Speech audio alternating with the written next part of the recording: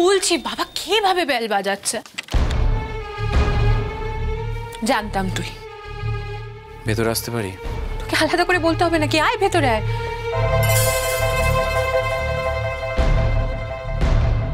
কি হয়েছে তোর? না কিচ্ছু হয়নি। না কিছু একটা হয়েছে। আমার আর কোনো কিছু ভালো লাগছে না। কি হয়ে?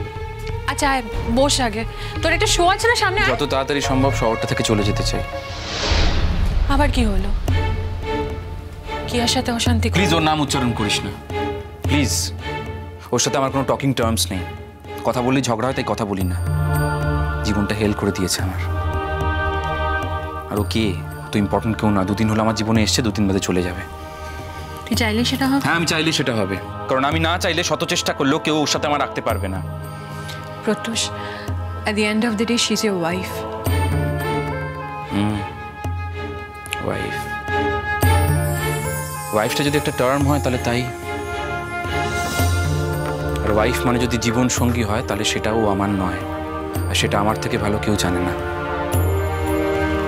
কি হয়েছে বলতো তোর আজ?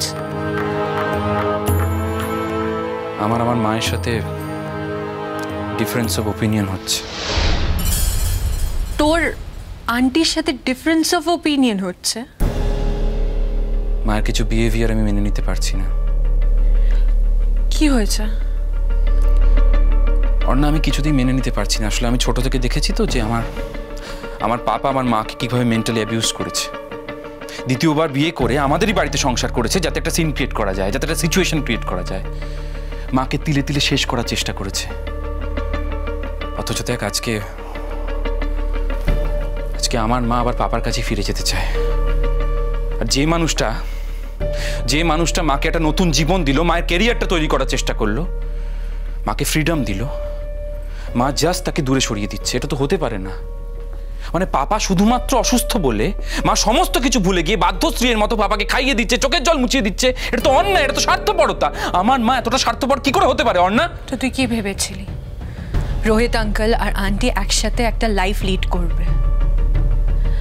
প্রত্যুষ, আন্টির মতন মানুষের এটা করা কোনোদিনও সম্ভব নয়। আন্টি কিন্তু এখনো আঙ্কেলকেই ভালোবাসে। হ্যাঁ, আঙ্কেল আন্টিকে অনেক দুঃখ দিয়েছে, অনেক খারাপ কাজ করেছে, কিন্তু তাও আন্টি আঙ্কেলকে ভালোবাসে।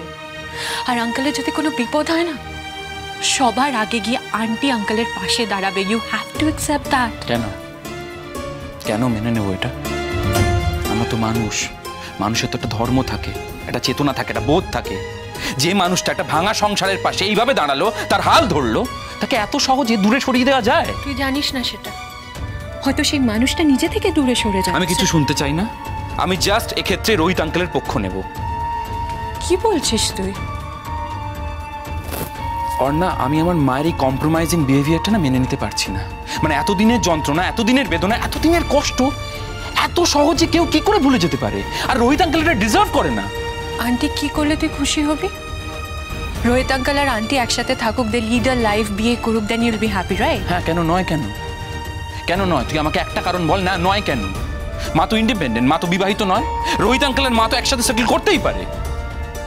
আসলে প্রবলেমটা সেটা নয়। মা কি করতে চলেছে সেটা আমি খুব ভালো করে বুঝতে পারছি। তুই দেখিস, মা আবার পাপার জীবনে ফিরে যাবে, ওরা আবার বিয়েও করতে পারে। আসলে পাপা অনেক ঘাটের জল খেয়ে না পরিষ্কার বুঝতে পেরেছে যে মা হচ্ছে সেফেস্ট অপশন।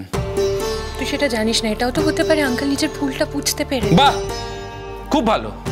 তুই একটা মানুষকে খুন করলি, খুন করে বললি সরি, ভুল করে ফেলেছি, মানে সমস্ত শাস্তি ক্ষমা করে দেওয়া হলো, তাই তো? তোকে একটা কথা বলবো, এটা তোর ব্যাপার নয়, এটা দুটো অ্যাডাল্টের ব্যাপার। So let them decide. Please এত সহজে না কথাগুলো বলিস না। আমি এই প্রত্যেকটা মানুষকে একদম কাছ থেকে দেখেছি। আমি রোহিত আঙ্কেলকে কাছ থেকে দেখেছি, পাপাকে দেখেছি, আমার মাকেও দেখেছি। আমি দেখেছি দিনের পর দিন কিভাবে আমার মা তিলে তিলে যন্ত্রণা পেয়েছে, কষ্ট পেয়েছে। আর যে মানুষটার জন্য কষ্ট পেয়েছে আজকে তার জন্যই কম্প্রোমাইজ করছে। This is not done. দেখ, আমি কিন্তু একবারও ডিমান্ড করছি না যে মাকে রোহিত আঙ্কেলের সাথেই সেটেল করতে হবে, রোহিত আঙ্কেলের সাথেই সংসার করতে হবে। মা তো নিজের কাজকর্ম নিয়েও ব্যস্ত থাকতে পারে, সেটা কেন পারছে না? প্রত্যুষ, আন্টি না খুব সহজে সবাইকে ক্ষমা করে দিতে পারে। এত কিছুর পরও না আন্টি আঙ্কেলকে ভালোবাসে। সেটাই স্যাড, সেটাই সব থেকে দুঃখের। কেউ যদি কাউকে ভালোবাসে, সেই ভালোবাসা এত সহজে মুছে ফেলা যায় না প্রত্যুষ। অর্ণা, তোর আসলে কোনো ধারণা নেই রোহিত আঙ্কেল আমাদের পরিবারের জন্য এক্স্যাক্টলি কতটা করেছে। রোহিত আঙ্কেল নিজের কেরিয়ারে বিসর্জন দিয়েছে শুধুমাত্র আমার মায়ের জন্য, যাতে মা একটা বেটার লাইফ পায়, একটা ভালো কেরিয়ার পায়। এটা হতে পারে না। তারপরেও কিন্তু মানুষটা সেই যোগ্য সম্মান পায়নি, মা দূরে সরিয়ে দিয়েছে। আর তার জন্য এই যে মায়ের জন্য যা রোহিত আঙ্কেল করেছে, অনেক খারাপ কথা শুনতে হয়েছে রোহিত আঙ্কেলকে। পাড়া প্রতিবেশী প্রত্যেকে কটূক্তি করেছে, কিন্তু ভদ্রলোক গায়ে মাখেননি, মহিরুহের মতো দাঁড়িয়ে থেকেছেন মায়ের পাশে, শুধুমাত্র মাকে ভালোবাসেন বলে। আর তারপর মা তাকে দূরে সরিয়ে দিচ্ছে। সেই জন্যই ভদ্রলোক আসেন না আমাদের বাড়িতে, দুদিন মা তারা একদমই আসবেন না, পার্মানেন্টলি বাইরে চলে যাবেন। কিন্তু আমি তো ওদের কাছ থেকে দেখেছি কি করে ফেস করবো আমি ভদ্রলোককে, কি করে ফেস করবো। হ্যাঁ, অতীতে হয়তো আমি মাকে নিয়ে খারাপ কথা বলেছি রোহিত আঙ্কেলকে নিয়ে, কিন্তু সেটা আমি ইম্যাচিওর ছিলাম বলে। I was influenced by other peoples opinion. কিন্তু যবে থেকে আমি রোহিত আঙ্কেলকে চিনেছি অর্ণা, আমি বুঝতে পেরেছি যে রোহিত আঙ্কেল যদি আমার মায়ের জীবনে আসে, মা উইল বি ব্লেসড। কিন্তু মজার কথা কি জানিস, মা সব ভুলে গেছে।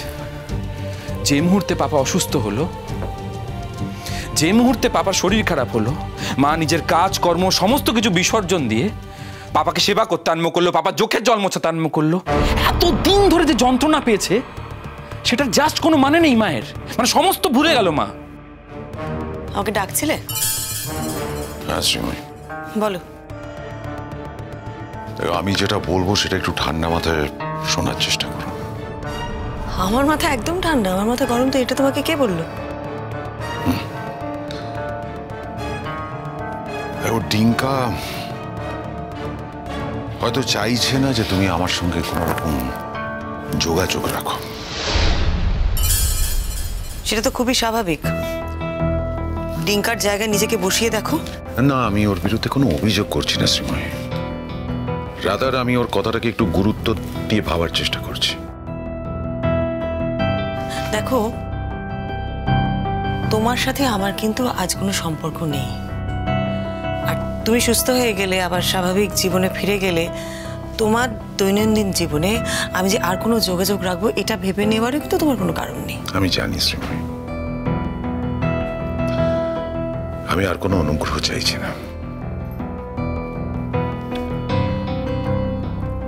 আমি তো তোমায় মুক্তি দিতেই চেয়েছিলাম, তুমি নিতে পারোনি। তোমাকে কে বলেছে বলো তো যে আমি মুক্ত নই? আমি একদমই মুক্ত। এসব ধারণা তোমার করাই ভুল। আর তুমি যে বন্ধনের কথা বলছো না, আমি সেটা বন্ধন বলে মনেই করি না। আমি জানি সেটা। টিঙ্কা তোমায় সত্যি খুব ভালোবাসে। হ্যাঁ জানি, সেটি তো স্বাভাবিক। সেই জন্যই সে আঘাত পেয়েছে।